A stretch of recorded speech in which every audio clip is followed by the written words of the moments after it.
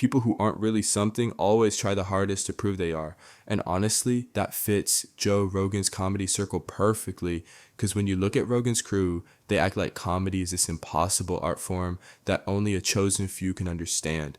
They sit on podcasts talking about comedy, then they actually do comedy. That's the beauty of like a great joke or like a great premise, is the one where it's like you almost stumble into it. Yeah. You're like emotionally engaged in it so much you're not even trying.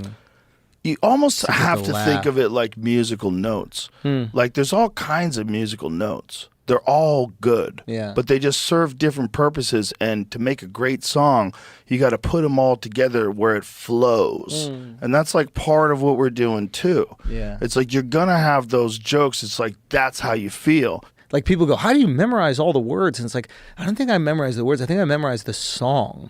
Yeah, how it sounds. Yeah, and like how it feels and the rhythm of it. And I think that's why like sometimes when you like adjust to different room sizes, like your rhythm can get off and you go, oh, I forgot that section.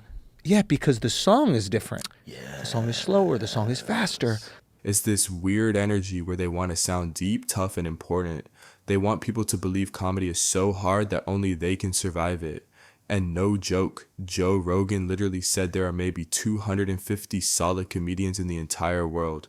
I think there's 500 working professional headlining comedians in this country. Yeah. I think there's maybe 500. Maybe there's 1,000, and I think 500 of them are probably funny. That can sell. How many can sell 1,000 seats? A Friday night, yeah. Oh, 1,000 seats? 1,000 seats? It goes like down a small to what? Theater? Yeah, it goes down to what? Because 200 maybe? Maybe 200. Maybe. And here's him saying the exact same thing again on the episode with Cat Williams. Like he really believes he's guarding some secret list of real comedians. Because there's so few of us. And worldwide, we were talking about this the other day. There's maybe 500 of us on the planet.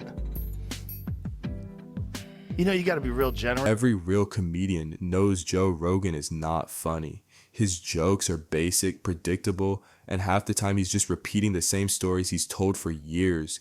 And the wild part is, even the people around him know this. They're not laughing because he's hilarious. They're laughing because being close to him gets them on the podcast, gets them attention, gets them booked in Austin. It's a grift. They hype him up because it benefits them. And that's why Joe is always trying so hard to prove he's a great comic. If someone has to constantly tell you how funny they are, they're probably not that funny. That's just how it works. Funny people don't need to advertise it. Here's Rogan's buddy Brian Callen proving the point perfectly. And one of the great things about stand-up is, you know, no matter where I am, I know I got that. Like, I'll put me in front of a group, a crowd of 100, 200, 300 people, doesn't matter. I don't care who they are. I'm going to make them laugh. I know how to navigate that space for an hour. But look at how his latest special ended. Damn. And I thought about that too as I looked around that coffee shop and I saw everybody bent over their phones like broken monks in this unholy communion, just having thoughts, thinking they wanted to be somebody else, wanted to be somewhere else, just dragging their thumbs, just a nation of drug addicts, dopamine, cortisol, adrenaline, dopamine, cortisol, adrenaline. And I thought to myself, damn, maybe it's not a coincidence that this machine I can't turn myself away from. Maybe it's not a coincidence that this machine is also called the Apple. The audience just sat there confused. They didn't even understand the joke he ended on. This is why these comedians just go with whatever's popular. Most of Rogan's friends only blew up because they were making the same trans and gay jokes everyone else was doing at the time.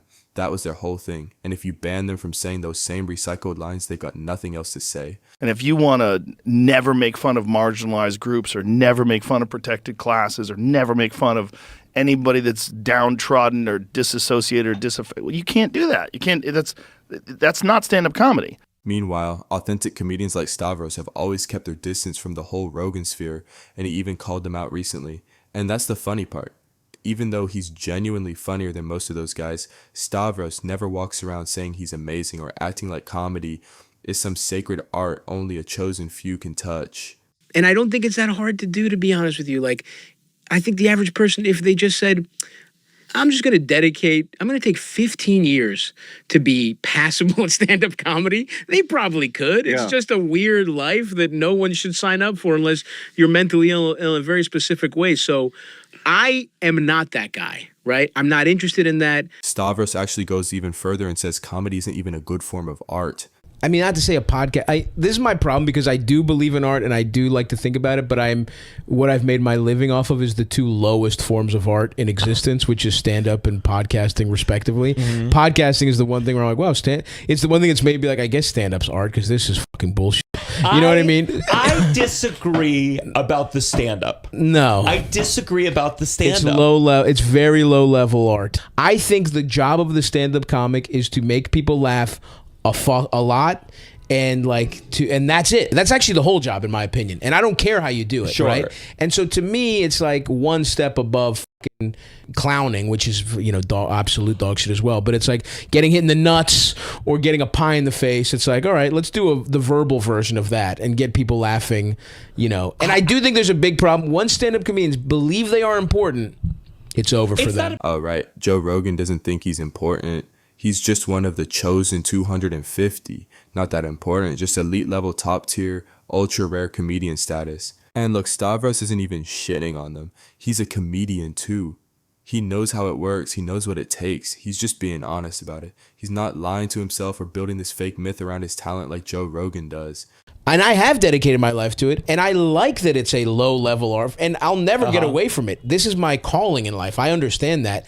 But I do think there's a problem when people start looking to comedians for Well, that's what I think the art form is be funny. Yes, of course. Full stop. There is no other element to it. There is nothing else. And that's why I say it's low, because it's like, it is not complicated. Mm-hmm. It is like somebody who is mentally disabled can be an incredible stand-up comic. Yeah. No shots at them, right? You know what I mean? And I think there's a separation of being funny doesn't mean you're anything other than that. Yeah. Like people think, oh, you're funny, you must be wise. Exactly. Which, by the way, I love that anyone can do it. That's what I like. That's part of what I like about it. It's that because you get people who are fucking very over intellectual and are really smart people that cannot do stand-up comedy, right? And then you get people who couldn't do anything fucking else and they're savants at comedy, right? Yeah. And I love that about it, and I think it makes it very interesting, and I love that you can't teach it. One of the strange things Rogan and his friends do is jump into politics whenever it gives them clout, and Stavros called them out for this too. I just don't want to do anything because it's the right career move or it'll get me more famous or it'll get me anything like that. I just want to do stuff to be funny.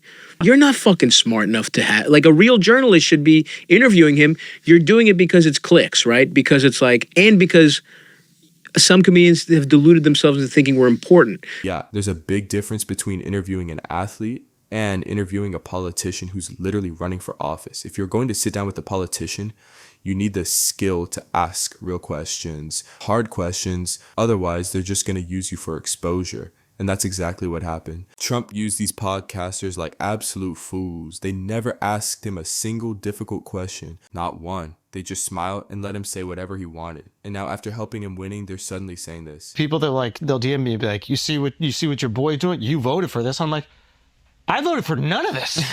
He's doing the exact opposite of everything I voted for. Yeah. I want him to stop the wars. He's funding them. I want him to shrink spending, reduce the budget. He's increasing it. It's like everything that he said he's going to do. Of course, now they're acting clueless.